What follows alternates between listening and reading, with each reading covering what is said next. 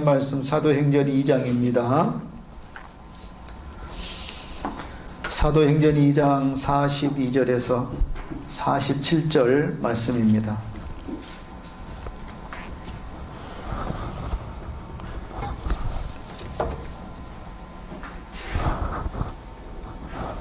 사도행전 2장 42절에서 47절 한 절씩 기도하겠습니다. 그들이 사도의 가르침을 받아 서로 교제하고 떡을 떼며 오로지 기도하기를 힘쓰니라.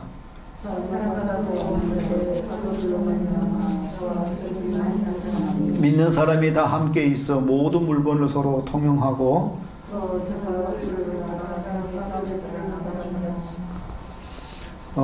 날마다 마음을 같이하여 성전에 모이기를 힘쓰고 집에서 떡을 떼며 기쁨과 순전한 마음으로 음식을 먹고 하나님을 찬미하며 또 온 백성에게 칭송을 받으니 주께서 구원받는 사람을 날마다 더하게 하시니라. 아멘. 할렐루야. 우리 같이 한번 옆에 있는 사람과 같이 인사를 나눴으면 좋겠습니다. 주의 이름으로 환영합니다. 네, 잘 오셨습니다. 아멘. 오늘 말씀을 통해서 초대교회 공동체라는 말씀으로 같이 은혜를 나누고자 합니다. 우리가 지난 시간에 우리는요, 사도행전을 이해함에 있어서 무엇보다 먼저 고려되어야 될 사항이 있다고 했습니다. 이것은 바로 사도행전이 누가복음과 연결되는 연속 저작물이라는 것이죠. 누가복음과 사도행전은 누가라고 하는 저자에 의해서 한 가지 전체적이고도 일관된 목적을 가지고 기록된 책이라는 사실입니다. 그렇다면 여러분, 제1권인 이 누가복음은 어떤 내용을 제시했다고 했습니까? 예수 그리스도의 지상 생애에 대해서 기록하고 있죠. 곧 그의 공생애, 십자가의 순환, 부활 등 승천하기 전까지의 전 행적과 그리고 사역을 제시하고 있습니다. 이것이 바로 제1권인 누가복음의 내용입니다. 그 다음 책인 사도행전은 어떠한 내용으로 기록되어 있느냐? 이것은 바로 누가복음의 연속선상으로 예수님의 승천으로부터 시작해서 약 30년간에 걸친 초대교회사를 기록을 하고 있습니다. 어제 다시 말해서 예수 그리스도의 보편적인 구원의 복음이 1장 8절에 사도행전 1장 8절에서 말씀하고 있는 것처럼 예루살렘과 온 유대와 사마리아와 땅끝까지 이르러 전파되는 과정을 보여주고 있다는 것입니다. 이걸 달리 말하면 성령 강림 이후에 예수님의 남은 사도들을 통해서 교회의 설립 그리고 확장사를 기록하고 있는 것입니다. 여러분, 그렇습니다. 우리가 특히 이러한 이 사도행전을 통해서 중요하게 생각해야 될 것은 무엇이냐? 이것은 바로 공동체가 설립이 되고 그 공동체로 말미암아서 복음이 확장되었다는 것입니다. 다시 한번 말씀드립니다. 사도행전을 통해서 우리가 중요하게 생각해야 될 것은 뭐라고요? 교회 공동체가 설립되고 그 공동체로 말미암아 복음이 확정되었다는 것입니다. 우리 한번 옆에 있는 분들에게 이야기를 해주십시오. 야, 말이야, 이거 말이야. 어제 사도행전을 통해서 중요하게 생각되는 것은 무엇이냐? 교회 공동체가 뭐 했다고요? 설립이 되고 그 공동체로 말미암아 복음이 확산된 거야 라고 한번 옆에 있는 분들에게 이야기를 해주시길 바랍니다. 시작. 교회 공동체가 설립되고 그 공동체로 말미암아 복음이 확산되었다고 하면 뭐가? 이것이 바로 사도행전을 통해서 중요하게 생각돼야 될 사항이야. 아멘입니까? 네. 그렇습니다. 여러분, 구약시대는요, 오직 선민 이스라엘 백성들만이 하나님의 구원의 공동체로 여겨졌습니다. 하지만 오순절 성령 강림 이후에는요, 누구든지 예수를 주로 믿고 고백하는 이 모든 사람 교회의 일원이 되었던 것입니다. 신약 선민 구원의 이 공동체의 멤버가 될 수 있게 되었다는 것입니다. 이러다 보니까 오늘날 이 시대에 지금 저와 여러분이 교회에 나와서 예배를 드리고 그리고 공동체에서 함께 모든 사역을 할 수 있는 이 원인이 바로 사도행전 2장에서 이루어진 사건 때문이라는 것입니다. 우리 다시 한번 2장의 내용이 어떤 내용인지 한번 다시 한번 보았으면 좋겠습니다. 1절부터 보게 되면은요, 예수님께서 승천하시고 난 다음에 성령을 받기 위해서 120명의 제자들이 뭐 했습니까? 기도를 했습니다. 그랬더니 성령께서 임하게 되었습니다. 이들이 성령을 받고 난 다음에 다른 방언으로 하나님의 큰 일에 대해서 말을 하게 되었습니다. 그러자 예루살렘에 있는 사람들이 모여들었죠. 온 예루살렘이 소동하는 일이 일어나게 되었습니다. 그런데 여러분, 이 사건을 보았던 예루살렘 사람들 가운데는요, 어떤 사람들은 당황하는 사람들이 있었습니다. 하는 반면에 어떤 사람들은 이 사건을 보면서 어떻게 했습니까? 조롱하게 되었습니다. 이러자 베드로는요, 조롱하는 그들을 향해서 선포하게 되었습니다. 그 사건은 말이야, 성령께서 임하게 되었던 것은 구약에 선포되었던 요엘 선지자의 예언이야. 예수 그리스도의 사역에 대한 것이야라고 하면서 설교를 하게 되었죠. 한마디로 모든 사역은 하나님이 이렇게 계획하셨고 진행하셨다는 것입니다. 그러자 그 설교를 들은 사람들이 어떻게 되었습니까? 37절 말씀 한번 우리 읽어보겠습니다. 시작. 37절입니다. 시작. 그들이 이 말을 듣고 마음에 찔려 베드로와 다른 사도들에게 물어 이르되 형제들아 우리가 어찌할꼬 하거늘. 아멘. 이 사람들 여기 보면 사도들에게 형제들아 우리가 어찌할 거라면서 질문을 하게 되었습니다. 이 질문에 대해서 베드로는 어떻게 답변을 했습니까? 38절에서 40절에 이야기하면서 한마디로 예수 그리스도의 이름으로 구원함을 받으라라고 이렇게 답변을 하게 된 것입니다. 그러자 41절에 어떻게 되었어요? 41절 한번 말씀 읽어보겠습니다. 시작. 그 말을 받은 사람들은 세례를 받으며 그날에 신도의 수가 3,000이나 더하더라. 아멘. 베드로의 설교를 듣고 오순절이 회개하고 세례를 받은 사람들이 3,000명이나 되게 되었다는 것입니다. 그렇습니다. 이들이 이렇게 은혜 받고 난 다음에 아무 일도 없었던 것처럼 흩어지는 것이 아니라 은혜 받은 사람들이 모여서 무엇을 이루었어요? 공동체를 이루게 되었습니다. 여러분, 그렇다면 이렇게 베드로의 설교를 듣고 회개하고 세례를 받고 이렇게 제자가 된 초대교회 공동체의 생활 모습은 어떠했겠습니까? 다시 말해서 성령의 임하심으로 말미암아서 교회라는 이 공동체가 이루어졌는데 이 공동체 안에서 이루어지는 일이 무엇이었느냐라는 것입니다. 이 말씀이 오늘 우리가 읽었던 본문의 말씀인 것입니다. 우리 같이 한번 먼저 마태복음 22장 35절에서 40절 말씀을 함께 보십시다. 앞에 나와 있습니다. 마태복음 22장 35절에서 40절 말씀입니다. 우리 함께 스크린 보면서 읽겠습니다. 시작. 그 중에 한 율법사가 예수를 시험하여 묻되 선생님, 율법 중에서 어느 계명이 크니까? 예수께서 이르시되 내 마음을 다하고 목숨을 다하고 뜻을 다하여 주 너의 하나님을 사랑하라 하셨으니 이것이 크고 첫째 되는 계명이요 둘째도 그와 같으니 내 이웃을 내 자신같이 사랑하라 하셨으니 이 두 계명이 온 율법과 선지자의 강령이라. 아멘. 제일 마지막에 보면은 이 두 계명이 온 율법과 선지자의 강령이다 라고 예수님께서 말씀하시면서 여기에서 어떻게 했습니까? 중간에 보시면은 주 너의 하나님을 뭐하라겠어요? 사랑하라. 두 번째로는요, 내 이웃을 내 자신같이 사랑하라고 이야기를 하고 있습니다. 예수님께서 답하기를 하나님을 사랑하고 내 이웃을 사랑하라는 거예요. 무슨 말입니까? 하나님을 사랑하는 것도 중요하고 내 이웃도 사랑하는 것도 뭐 한다는 거예요? 중요하다는 것입니다.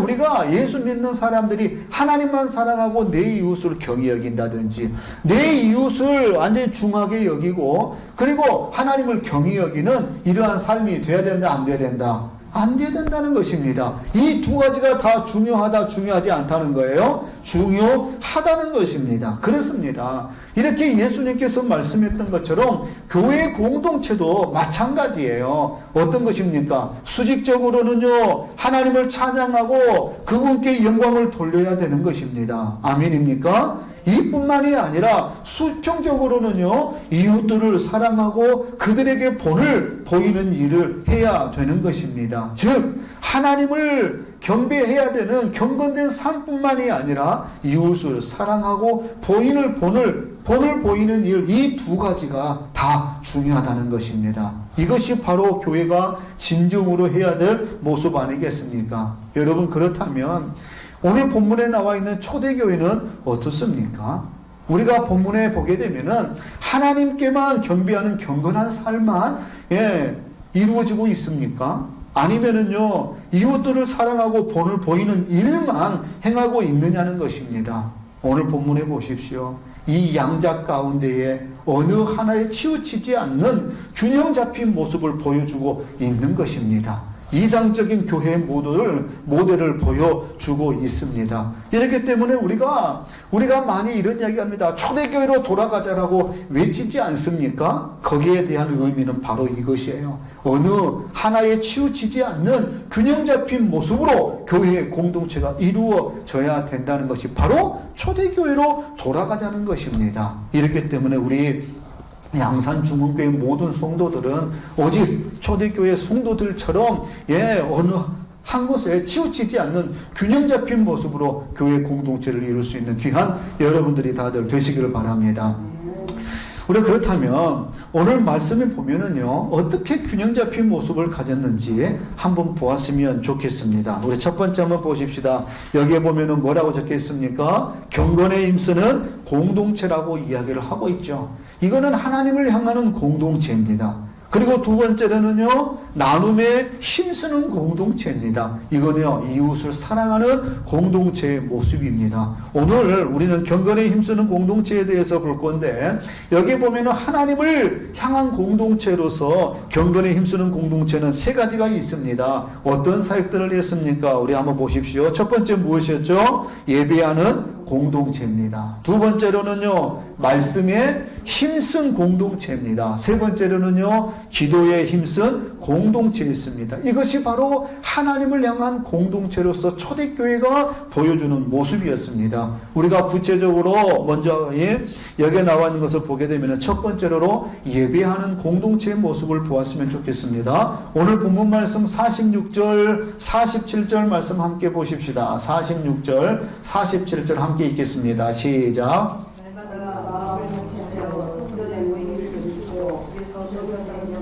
기쁨과 순전한 마음으로 음식을 먹고 하나님을 찬미하며 내댔습니다. 여기에 보면은요, 초대교회 성도들은 날마다 마음을 같이 해서 어쨌다는 거예요? 성전에 모이기를 힘썼다는 것입니다. 그러는데 그뿐만이 아니라 어떻게 했어요? 집에서 떡을 떼며 기쁨과 순전한 마음으로 음식을 먹고 그 다음에 47절 뭐라고 했습니까? 하나님을 찬미했다고 이야기를 하고 있습니다. 교회에서 예배할 뿐만 아니라 집에서도 뭐 했다는 거예요? 하나님을 찬미하는 이러한 일들이 있었다는 것입니다. 다시 말하면은 지금 초대의 이 공동체는요, 지금으로 말하면은 대그룹으로 교회당을 중심으로 모여서 예배드리는 일들도 있었고요. 그리고 집에서도 하나님 앞에 예배드리는 일들도 행했다는 것입니다. 이 말은요, 어디에 있든지 간에 그들은 하나님께 뭐하기를 힘썼다는 거예요?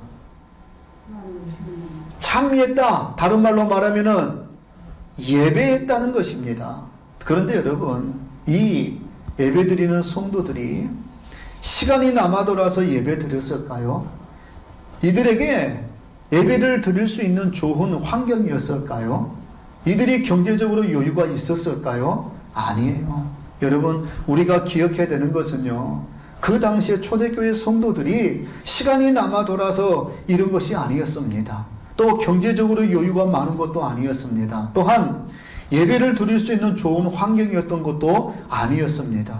이들은 오히려 핍박의 상황이었어요. 경제적으로 환경이 좋지 않았습니다. 그리고 집이나 성전도 모이기 좋은 이런 아늑하고 좋은 환경만은 아니었습니다. 하지만 이들은 자발적으로 열심히 모였습니다. 날마다 모여서 떡을 떼고 예배했습니다. 특히 47절에 뭐라고 말했습니까? 하나님을 찬미했다고 이야기를 하고 있습니다. 여기서 찬미했다는 말이 무슨 말이냐? 교회 예배 때 형식적으로 찬송하는 것을 가리키는 말이 아니죠. 온 성도들이 성령 충만한 가운데서 기쁨 가운데서 자발적으로 하나님께 감사 기도 드리고 찬송하는 생활, 이것이 바로 찬미 아니겠습니까? 이와 같이 우리 믿음의 양산 중흥교회 모든 성도들도 이와 마찬가지로 성령 충만한 상태에서 기쁨 가운데 자발적으로 하나님께 예배하고 기뻐하고 감사하며 찬미할 수 있는 귀한 여러분들이 되시기를 바랍니다. 아멘. 이러한 삶이 우리 안에 있어야 될 것입니다. 그렇다면 여러분, 이렇게 예루살렘 초대교회 성도들이 하나님을 찬미하며 하나님께 감사하며 하나님께 예배드리기 위해서 힘쓴 이유가 무엇이었을까요? 이것은 바로 우리가 섬기는 창조주 하나님은요, 피조물인 인간을 통해서 예배와 찬양을 받으시기를 기뻐하시기 때문에 그렇죠. 하나님은요, 예배를 통해서 높임을 받으시기를 기뻐하시기 때문에 그렇습니다. 예배란 피조물인 인간이 창조주이신 하나님께 찬양과 경배를 드리는 영적 의식이기 때문에 그렇습니다. 보십시오. 시편 46편 10절에 뭐라고 말씀했습니까? 우리 함께 읽겠습니다. 시작. 이르시기를 너희는 가만히 있어 내가 하나님 됨을 알지어다. 내가 문 나라 중에서 높임을 받으리라. 내가 세계 중에서 높임을 받으리라 하시도다. 또 역대상 16장 29절입니다. 시작. 여호와의 이름에 합당한 영광을 그에게 돌릴지어다. 제물을 들고 그 앞에 들어갈지어다. 아름답고 거룩한 것으로 여호와께 경배할지어다. 아멘. 여기에 보면은 내가 문 나라 중에서 높임을 받으리라. 내가 세계 중에서 높임을 받으리라. 그리고 역대상에서는요, 그에게 영광을 돌릴지어다. 여호와께 경배할지어다라고 이야기를 하고 있습니다. 시편에 나와 있는 내가라는 단어, 또 역대상에 나오는 그라고 하는 단어는 누구를 가리키고 있을까요? 창조주 하나님을 가리키고 있습니다. 이렇게 창조주 하나님은 피조물인 인간을 통해서 예배와 찬양을 받으시기를 원한다는 것입니다. 이렇게 초대교회 공동체는요, 핍박된 상황에서도, 경제적으로 어려운 가운데 있는 형편에서도, 집이나 성전도 모이기에 좋은 이러한 좋은 환경만이 아닐지라도 그들은 자발적으로 모였고요, 열심히 모였습니다. 날마다 모여서 떡을 떼면서 예배했습니다. 하나님을 찬미했습니다. 경건에 힘쓰는 이러한 공동체를 이루었던 것입니다. 양산 중의 성도들도 하나님을 찬미하며 경배하는 일에 힘쓰는 귀한 여러분들이 다들 되시기를 바랍니다. 두 번째입니다. 두 번째로는 어떻게 했습니까? 초대교회 성도들은요, 말씀에 힘쓴 공동체였습니다. 42절 말씀 한번 보십시다. 42절에 뭐라고 말씀했습니까? 오늘 본문입니다. 시작. 그들이 사도의 가르침을 받아 서로 교제하고 떡을 떼며 오로지 기도하기를 힘쓰니라. 아멘. 여기에 보니까 그들이 사도의 가르침을 받았다라고 이야기를 하고 있죠. 또 저 뒤보는 46절에도 뭐라고 말씀하고 있습니까? 날마다 같이 하여 성전에 모이기에 힘썼다라고 이야기를 하고 있지 않습니까? 이렇게 초대교회 성도들이 날마다 성전에 모여서 사도의 가르침을 받았다는 것입니다. 이처럼 이 예루살렘 교회는요, 열심히 모여서 배우는 교회였습니다. 사도들은 열심히 가르쳤어요. 성도들은요, 꾸준히 배우는 교회였습니다. 여러분, 그렇다면 왜 이들이 이렇게 사도들의 가르침을 받기 위해서 힘썼느냐? 우리 같이 합시다. 이것은 바로 말씀이 없이는 어떠한 깨달음도 어떠한 변화도 없기 때문입니다. 아멘. 그렇습니다. 이들이 사도들의 가르침을 받기 위해서 힘썼던 이유는 무엇이냐? 그것은 바로 말씀이 없이는 어떠한 깨달음도 어떠한 변화도 없기 때문에 그랬어요. 말씀의 기초가 되지 않는 믿음은요, 외형적으로는 아무리 열정적이고 또 아니면 뛰어난다 할지라도 결국은 뿌리가 없는 믿음이기 때문에 그렇습니다. 말씀이 기초가 되지 않는 그런 믿음은요, 물거품과 같은 것이기 때문에 그렇습니다. 보십시오. 사도행전 이후의 내용들을 보게 되면은 초대교회 성도들은요, 예수가 그리스도이심을 말씀을 통해서 깨닫게 되므로 핍박이 있었고 박해가 있을지라도 이기는 신앙을 가지게 되었던 것입니다. 여러분, 그때에 그들이 당한 핍박이나 박해는 무엇이었냐? 히브리서 11장의 말씀에 주고 있습니다. 우리 앞에 있는 그냥 여기 앞에 나와 있는 스크린을 한번 보십시다. 히브리서 11장 36절에서 38절 말씀입니다. 함께 읽겠습니다. 시작. 또 어떤 이들은 조롱과 채찍질뿐 아니라 결박과 옥에 갇히는 시련도 받았으며 돌에 치는 것과 톱으로 켜는 것과 시험과 칼로 죽임을 당하고 양과 염소의 가죽을 입고 유리하여 궁핍과 환난과 학대를 받았으니 이런 사람은 세상이 감당하지 못하느니라. 그들이 광야와 산과 동굴과 토굴에 유리하였느니라. 아멘. 왜 그랬어요? 그 이유는 무엇이었습니까? 그들이 당한 핍박, 예수 그리스도를 믿기 때문에 그렇습니다. 여러분, 그들이 하나님의 말씀 위에 이렇게 굳건히 섰던 것 때문에 핍박과 박해 속에서도 결코 흔들림 없이 믿음 위에 굳게 섰습니다. 이들은요, 복음 전파에 매진할 수 있는 원동력이 바로, 이러한 순교를 당할 수 있는 원동력이 바로 무엇이었습니까? 하나님의 말씀 위에 섰기 때문에 그렇습니다. 이 세상에서는 전부가 아니다라는 것은 알았습니다. 저 천국에서 영원토록 하나님과 예수님과 동행할 수 있는, 하나님을 찬양하는 그러한 사건들이, 이러한 일들이 있기 때문에, 하나님의 말씀이 있기 때문에 흔들리지 않았던 모습을 보여주고 있는 것입니다. 우리들도 그래야 되지 않겠습니까? 우리에게 주시는 하나님의 말씀을 읽고 또 묵상함으로 세미한 이 음성을, 하나님의 음성을 듣고 우리도 이 세상 가운데 마라나타의 신앙으로 승리하는 여러분들이 다들 되어야 될 줄로 믿습니다. 그리고 초대교회 성도들은요, 세 번째로는 경건에 힘쓰는 일을, 어떤 일을 힘썼냐 하면은 기도에 힘쓴 공동체였던 것을 보게 됩니다. 오늘 본문 말씀 42절 말씀 다시 한번 보십시다.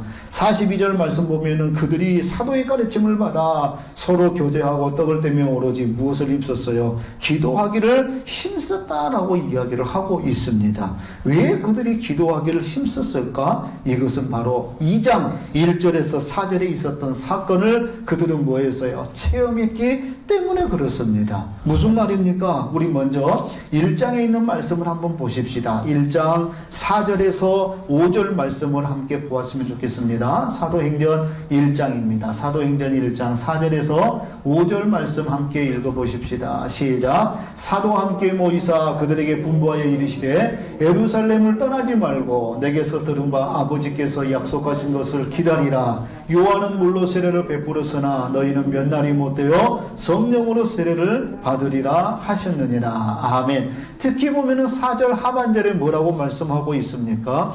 예루살렘을 떠나지 말고 내게서 들은 바 아버지께서 약속하신 것을 기다리라고 예수님께서 승천하실 때에 모인 무리들에게 했던 말씀이죠. 그런데 여기 아버지께서 약속한 것을 기다리라고 한 것은 바로 무엇으로 준비하라는 것입니까? 기도로 준비하라는 것이었죠. 그러자 예수님의 이 명령에 따라서 이 120여 명의 제자들이 함께 기도를 힘쓰다가 10일 후인 오순절에 2장에서 있었던 사건이 있었습니다. 어떤 사건이었습니까? 성령의 역사하심을 체험하게 되었던 것 아니겠습니까? 이렇게 예루살렘의 교회는요, 기도함으로 말미암아서 성령께서 역사하심을 체험하게 되었습니다. 근데 중요한 것은요, 그런데 여러분 중요한 것은 그 이후로 어떻게 되었냐는 것이죠. 동일하게 기도함으로 하나님의 역사하심을 체험하게 되었느냐는 것이죠. 하나님께 기도했을 때 하나님께서 역사해 주셨던 일들이 체험되었던 사건들이 있었느냐는 것이죠. 있었습니다.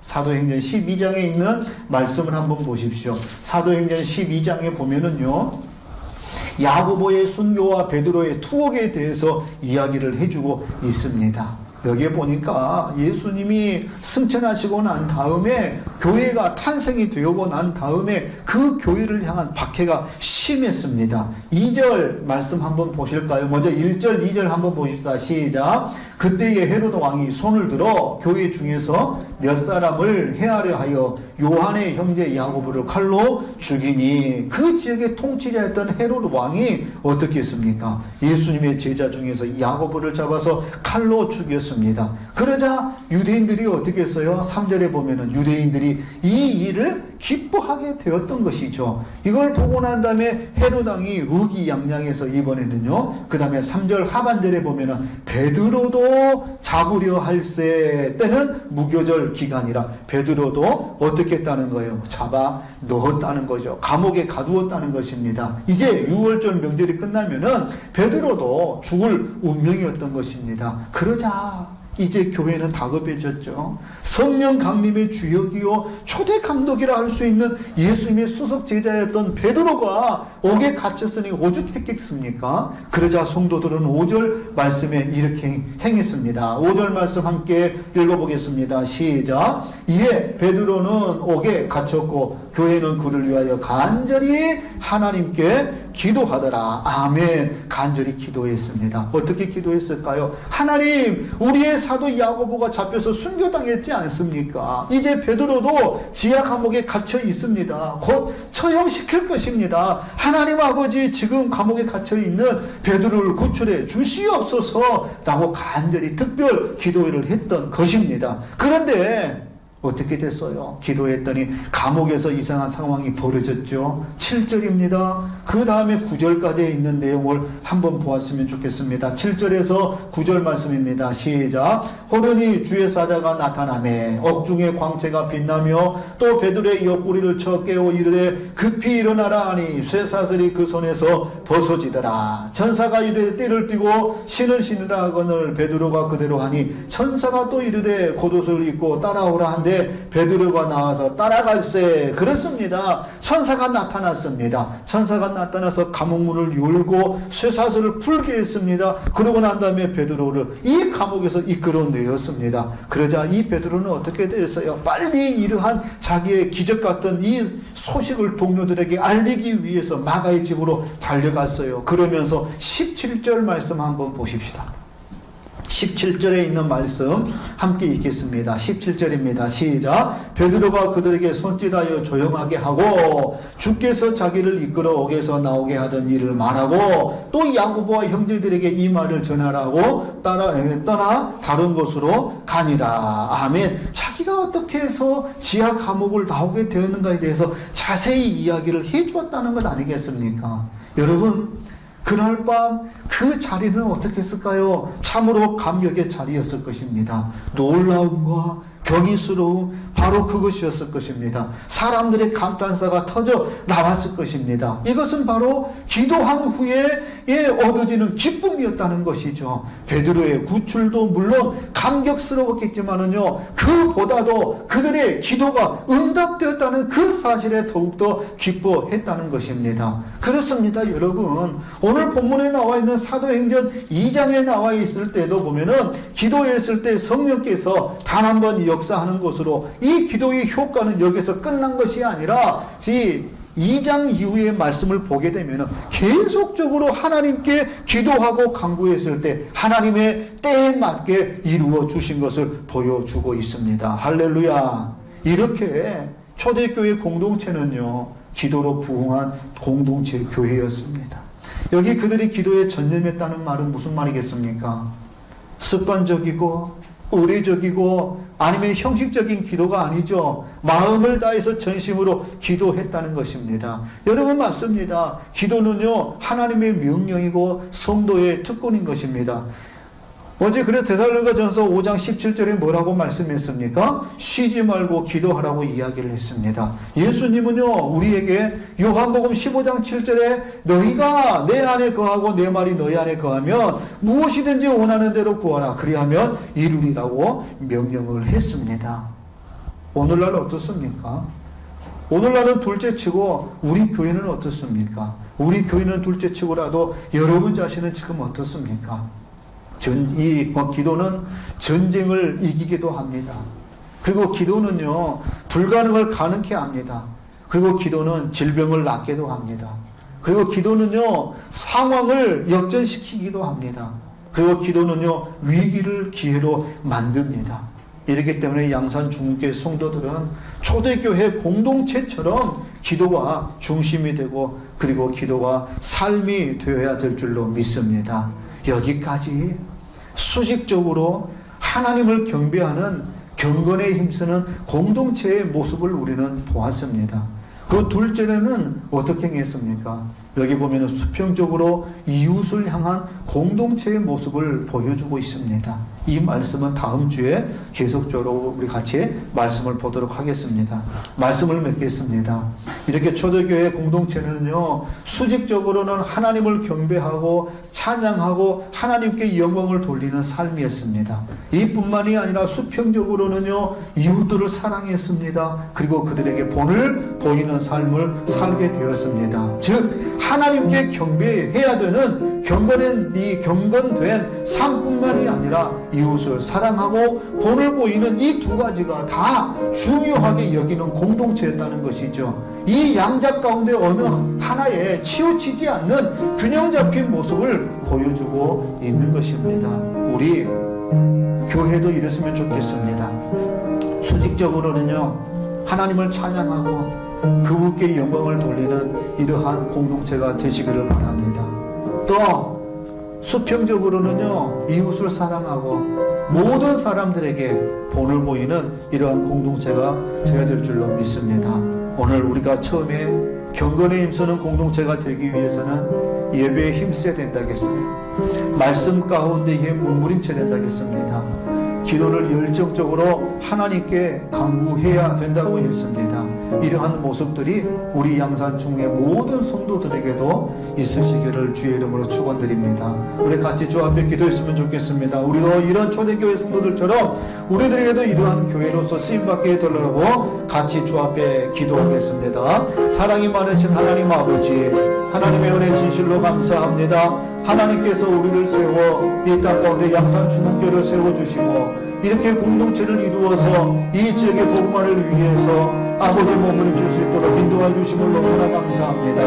우리 이 양산교회가 양산중흥교회가 아버지 하나님 오늘 초대교회 이 공동체처럼 오직 이 경건한 삶을 드리는 경건한 모습들이 있게 하여 주시옵시고 이웃을 사랑하고 또 아버지 하나님 본을 보이는 일에 힘쓰는 우리 양산중흥의 모든 성도들이 다들 되게 하여 주시옵소서. 예배에 목숨 걸게 하여 주시옵소서. 또 아버지 하나님 말씀에 몸부림치게 하여 주시옵소서. 아버지 하나님 매 순간순간마다 하나님께 기도하는 일에 힘쓰는 우리 믿음의 성도들이 다들 되게 하여 주시옵소서. 그러므로 이 땅 가운데에 빛과 소금의 사명을 감당하는 일에 힘쓰는 우리 삶이 다들 되게 하여 주시옵소서. 은혜가 풍성하신 하나님 아버지, 우리를 사랑하여 주셔서 이 땅 가운데 하나님의 크신 뜻을 이룰 수 있도록 축복하여 주심을 너무나 감사합니다. 우리들의 모습 가운데 초대교회 성도들과 같은 이 공동체의 모습이 우리 안에 있게 하여 주시옵소서. 경건된 이 예배를 드리며 또 말씀 가운데 몸부림치며 계속적으로 기도함으로 인하여서 간구할 때 하나님의 역사하심과 응답이 아버지 체험되어지는 우리 양산중흥의 성도들이 다들 되게 하여 주시옵소서. 감사드리오며 예수님의 이름으로 기도드립니다. 아멘.